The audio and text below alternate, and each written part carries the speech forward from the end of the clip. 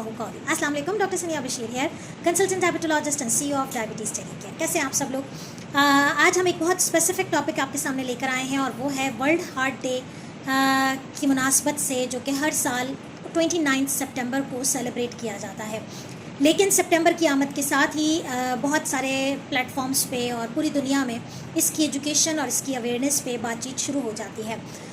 तो ये week diabetes telecare completely dedicate कर रहा है हार्ट हेल्थ के हवाले से। और जैसे कि आप सब जानते हैं कि डायबिटिक पेशेंट तकरीबन 2 से 4 गुना ज़्यादा रिस्क पर होते हैं हार्ट डिजीज़ डेवलप होने के as compare to the non diabetic patient.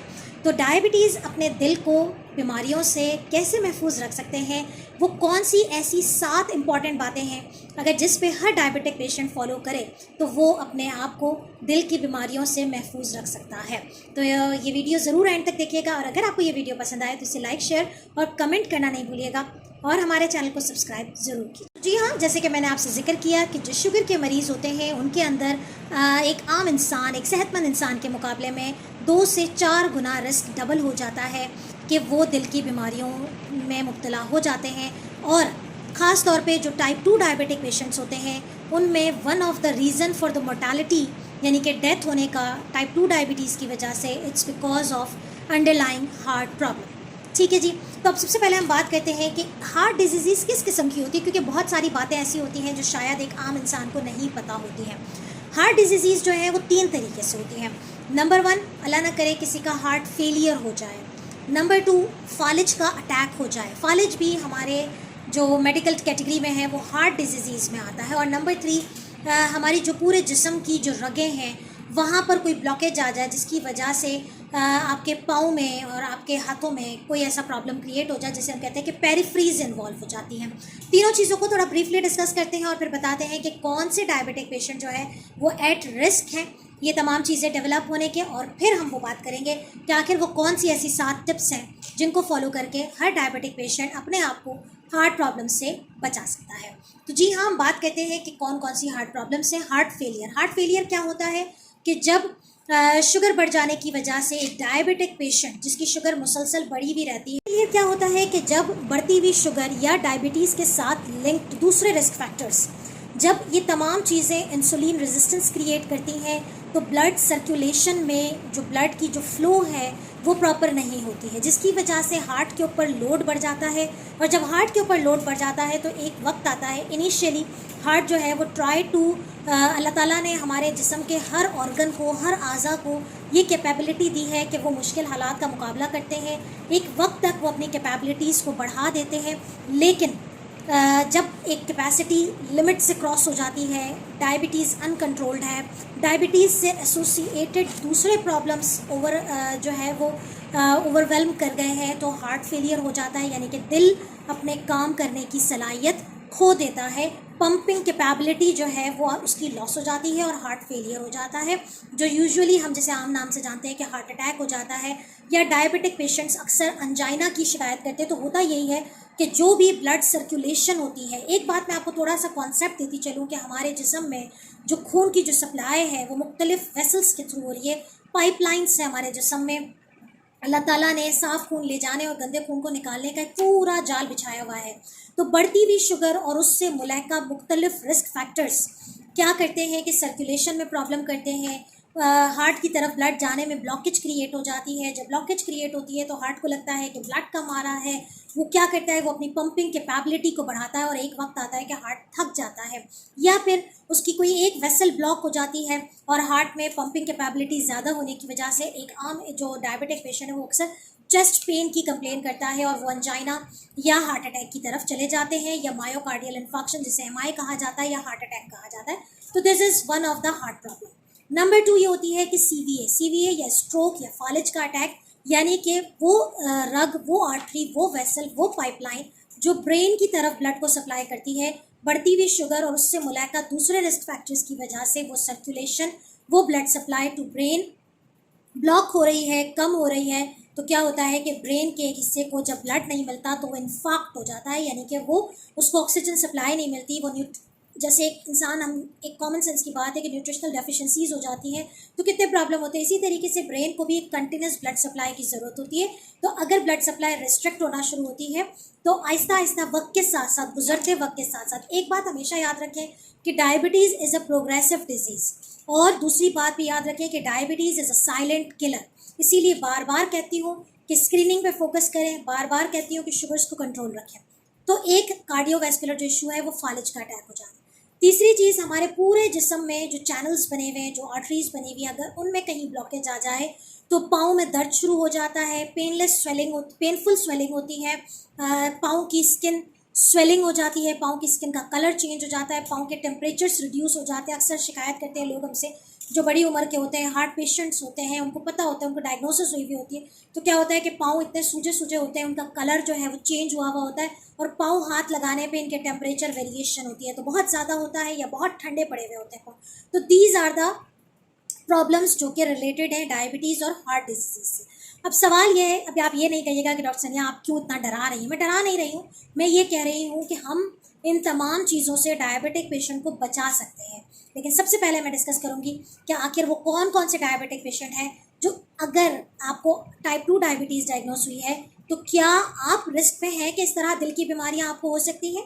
तो याद रखें, अगर आपकी उम्र 45 साल से ऊपर है, अगर आपका वज़न बहुत ज़्यादा है, अगर आपको एसोसिएटेड कोई भी कॉम्प्लिकेशन डेवलप हुई हुई है, डायबिटीज़ विद कॉम्प्लिकेशन, अगर आपका ब्लड प्रेशर बहुत ज़्यादा हाई रहता है, अगर आपकी फैमिली में किसी को भी कोई भी कार्डियक कॉम्प्लिकेशन रही हो। अक्सर हमें हिस्ट्री नहीं पता होती, हमारे नाना की, दादा की, नानी की, दादी की। होता यह है कि इतना पता होता है अचानक से डेथ हो गई। बाज़ औक़ात क्या होता है, कार्डियक अरेस्ट हो जाता है, बाज़ औक़ात ये होता है कि हार्ट अटैक आया होता है और वो हमें पता ही नहीं होता कि किस वजह से। तो these are the family histories कि अगर आपकी फैमिली में कोई भी हार्ट का प्रॉब्लम रहा है तो यू आर ब्लड रिलेशन में, तो you are at high risk. और ख़ास तौर पे ये तमाम चीज़ें अगर आप फॉलो कर रहे हैं कि आप डायबिटिक भी हैं और आप ओबीस भी हैं, आपको ब्लड प्रेशर भी रहता है, तो you are at high risk. ठीक है, इसके अलावा जो स्मोकर्स हैं, इसके अलावा अगर आपको भी कोई प्रीवियस कार्डियक कॉम्प्लिकेशन, लाइक बहुत सारे ऐसे लोग होते हैं कि बताते हैं कि 10 साल पहले मुझे अंजाइना का अटैक हुआ था, तो yes, you have to be very careful, you are at high risk of developing again heart disease. ठीक है, इसके बाद सवाल यह है कि आखिर इन तमाम चीज़ों से कैसे बचा जा सकता है। तो डायबिटिक पेशेंट इससे बच सकता है, ये सबसे अच्छी खुशखबरी होती है। और डायबिटीज़ टेलीकेयर बात ही करता है प्रिवेंशन पे, बात करता है एजुकेशन पे, बात करता है care of the diabetic patient पे। तो हम तमाम डायबिटिक पेशेंट को केयर करते हुए उनको तमाम कॉम्प्लिकेशन से प्रिवेंट करने की बात करते हैं।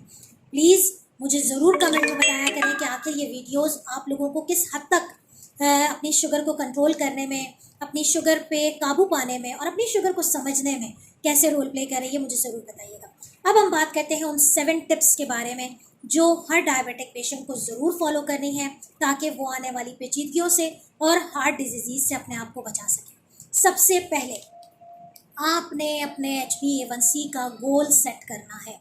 जैसे कि मैं अमूमन बताती रहती हूँ कि डायबिटिक पेशेंट का जो HbA1c है, ठीक है, अच्छा बहुत सारे इसमें भी एक्सेप्शंस होती हैं। हम ओल्ड एज के लिए थोड़ा सा क्राइटेरिया चेंज करते हैं, हम थोड़ा सा जो है वो HbA, अगर ऑलरेडी एक कॉम्प्लिकेटेड केस है तो हम थोड़ा सा उसके लिए क्राइटेरिया चेंज करते हैं, या वो पेशेंट जो मुसलसल हाइपोग्लाइसीमिया का शिकार रहते हैं तो उनके लिए हम जो है क्राइटेरिया थोड़ा सा चेंज करते हैं। लेकिन ओवरऑल आपका HbA1c लेस देन 7 होना चाहिए, ideally it should be up to 6.5। तो तमाम डायबिटिक पेशेंट आज से अहद करें वर्ल्ड हार्ट डे के मौके पे कि हम अपने HbA1c को 6.5 तक लेकर आएंगे। भला ये कैसे मुमकिन है? तो ये ऐसे ही मुमकिन है कि अपने डॉक्टर के साथ जुड़ जाइए। और ये ट्रेनिंग प्रोग्राम जो हम लोग कराते हैं अपने पेशेंट्स को, आज मेरे पास बहुत सारे ऐसे पेशेंट हैं अल्हम्दुलिल्लाह जिन्होंने 1 महीने की, किसी ने 2 महीने की, तो किसी ने 3 महीने की ट्रेनिंग कंप्लीट करके अपनी शुगर्स को समझ लिया है। और अल्हम्दुलिल्लाह जब वो मेरे पास आए थे तो 350 और 400 शुगर लेकर आए थे। Now they are at their control levels. Time लगता है, प्रोग्रेसिव डिजीज़ है, टाइम लगता है कंट्रोल करने में, बट अल्हम्दुलिल्लाह चीज़ें कंट्रोल में आ जाती हैं। तो HbA1c को आपने कंट्रोल करना है, this is your first step. दूसरा आपने क्या करना है, अगर आप ओबेसिटी की कैटेगरी में आते हैं, आप सब मेरी BMI की वीडियो देख चुके हैं, अगर अभी भी किसी ने ये वीडियो नहीं देखी है तो प्लीज़ हमारे चैनल पे विज़िट कीजिए। हमने लेटेस्ट वीडियो डाली थी कि अपना BMI कैलकुलेट कीजिए। अगर आप ओबेसिटी या ओवरवेट की कैटेगरी में आते हैं तो दूसरा काम जो HbA1c के बाद आपने करना है वो अपने वेट को सेटल डाउन करना है। वेट लॉस के लिए भी हमने टिप्स शेयर की हुई, तो आपने अगर वो तमाम चीज़ें नहीं है और अगर मोटिवेशन का इशू है, नहीं कर पाते हैं, तो प्लीज़ हमारे मोटिवेशनल प्रोग्राम्स ज्वाइन करें, हमारे साथ रजिस्टर हो जाइए, ताकि आपको मोटिवेशन देने की जिम्मेदारी डायबिटीज़ टेलीकेयर उठाता है। आप अपनी केयर करें या ना करें, आपको एक्सरसाइज करना याद रहे या ना रहे, आपको शुगर चेक करना याद रहे या ना रहे, डायबिटीज़ टेलीकेयर आपको नहीं भूलने देता है। तो आपने अपना वेट कंट्रोल करना है। Number 3, the very most important topic जो इंशाल्लाह ताला मैं हार्ट की सीरीज़ शुरू की है, अब इस पर हम मज़ीद डिटेल में नेक्स्ट वीडियो में बात करेंगे कि आपने अपना कोलेस्ट्रॉल लेवल्स कंट्रोल रखने हैं। ठीक है, अब कोलेस्ट्रॉल की डिटेल इंशाल्लाह ताला नेक्स्ट वीडियो में करूँगी। हार्ट डिजीज़ में जो सबसे इंपॉर्टेंट टेस्ट होता है वो कोलेस्ट्रॉल लेवल चेक करना होता है, तो अपने कोलेस्ट्रॉल लेवल्स को आपने नॉर्मलाइज करना है। कैसे करना है? अगेन आपने अपनी डाइट बैलेंस रखनी है, आपने डॉक्टर के साथ कनेक्ट होना है, टेस्ट रूटीन में करवाते रहने हैं, और वो डाइट जो हम कोलेस्ट्रॉल के लिए बताते हैं वो इंशाल्लाह ताला मैंने बनाया हुआ भी एक और वीडियो इंशाल्लाह कल या परसों में अपलोड होगी, ज़रूर देखिएगा, क्योंकि ये तमाम सीरीज़ हार्ट के हवाले से, हार्ट हेल्थ के हवाले से। तो आपने अपना कोलेस्ट्रॉल कंट्रोल रखना। 3 बातें हो गई। चौथी बात यह है कि अगर आप स्मोकर हैं, डायबिटिक हैं, ओबीस हैं, स्मोकर हैं, you are at high risk, तो स्मोकिंग को आहिस्ता आहिस्ता करके स्टॉप करें, कम करें। अपनी आने वाली ज़िंदगी को देखिए, अपनी फैमिली की तरफ एक दफ़ा देखिए और अपने स्मोकिंग को कम कीजिए, क्योंकि ये आपको और ज़्यादा पुश कर रहा है towards the complication of the diabetes. ठीक है, इसके बाद आपका जो नेक्स्ट आ जाता है वो ये है कि आपने डाइट को बैलेंस रखना है। डाइट कैसे बैलेंस रखना है? वो तमाम डाइट जो शुगर के पेशेंट्स को हम अवॉइड करने के लिए कहते हैं उसको स्ट्रिक्टली परहेज़ करना है। वो तमाम चीज़ें जो हम अलाउ करते हैं उसको खाइए। वो तमाम चीज़ें जो कोलेस्ट्रॉल लेवल्स बढ़ाती हैं उनसे अवॉइड कीजिए। गुड फैट्स, बैड फैट्स के बारे में इंफॉर्मेशन इंशाल्लाह ताला एक आध दिन में मिलेगी, उसको फॉलो कीजिए। गुड फैट्स का इस्तेमाल करें, बैड फैट्स को छोड़ दीजिए। इसके बाद the most important thing is that कि आपने वॉक करनी है, आपने एक्सरसाइज करनी है। ठीक है, आपने अपने आप को, अगर आज भी आप डायबिटिक हैं, ओबीस से, एक्सरसाइज नहीं शुरू की, मैं बार बार यही रेकमेंड करूँगी कि motivation is a very important. या तो अपनी फैमिली में कुछ ग्रुप्स बना लें कि हम सब मिलके एक्सरसाइज किया करेंगे। हमारे पास ऐसे बहुत सारे ऐसे पेशेंट्स भी हैं जो कुछ ऐसे जैसे मेल पेशेंट्स हैं, तो वो अपने फ्रेंड्स का ग्रुप बना लिया है, they join together in the morning and they go for a walk. Daily उनकी इस तरह से वॉक होती है। तो अगर आपके पास कोई मोटिवेशनल नहीं है तो हम हाजिर हैं, अदरवाइज़ आप अपने फ्रेंड सर्कल, अक्सर लोग हैं जो बाहर मिलने जाते हैं, तो इस तरह से ग्रुप्स बना लीजिए and then motivate each other for healthy 30 minutes brisk walk. The last but not the least for the heart disease prevention, कि अगर आप हाई ब्लड प्रेशर के पेशेंट हैं, तो जहाँ आपने कोलेस्ट्रॉल कंट्रोल किया, जहाँ आपने ब्लड शुगर कंट्रोल किया, वहीं आपने अपने ब्लड प्रेशर को मॉनिटर करते रहना है, उस पर नज़र रखनी है। और अगर आप हाइपरटेंसिव पेशेंट हैं तो प्रॉपर मेडिकेशन, टारगेट्स, मैंने ब्लड प्रेशर पे वीडियो बनाई हुई है, आप प्लीज़ मेरी सारी वीडियोस को एक दफ़ा चैनल पे जाके विज़िट करें। ब्लड प्रेशर की एक कंप्लीट वीडियो बनाई गई है, उसको देखिए, उसको फॉलो कीजिए, उसके टारगेट्स अचीव कीजिए। आपके ब्लड प्रेशर नॉर्मल होगा, शुगर नॉर्मल होगी, स्मोकिंग क्विट हो जाएगी, हेल्दी क्लीन ईटिंग होगी, हेल्दी वॉक होगी डेली, तो इंशाल्लाह ताला कोई ऐसी चीज़ नहीं है जो आप लोगों को, तमाम डायबिटिक पेशेंट्स को हार्ट डिजीज़ की तरफ लेके जाए। ठीक है, तो कोई भी ऐसी चीज़ नहीं है जो आप लोगों को उस तरफ लेके जाए।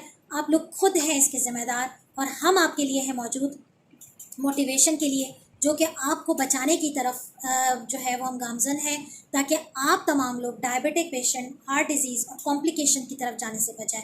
मुझे उम्मीद है कि आप लोग सब मिलकर आज से ऐद करेंगे कि अगर आप अर्ली स्टेज पर डायबिटीज़ डायग्नोस हुई है, या अगर आप एक अनकंट्रोल्ड भी हैं, तो आज से ही ऐद करेंगे कि अपने लेवल्स को कंट्रोल करना है, अपने डॉक्टर के साथ जुड़ जाना है। और अगर मेरे साथ जुड़ना चाहते हैं, डायबिटीज़ टेलीकेयर की टीम को ज्वाइन करना चाहते हैं, तो हमें नीचे दिए गए नंबर पे व्हाट्सएप कीजिए, हमारी टीम के साथ ज्वाइन हो जाइए, रजिस्टर हो जाइए। हम आपको मोटिवेट करेंगे और हम आपको हार्ट डिजीज़ पे जाने के लिए रोकेंगे। अपना बहुत ख्याल रखिएगा, मुझे दुआओं में याद रखिएगा। अल्लाह हाफ़िज़।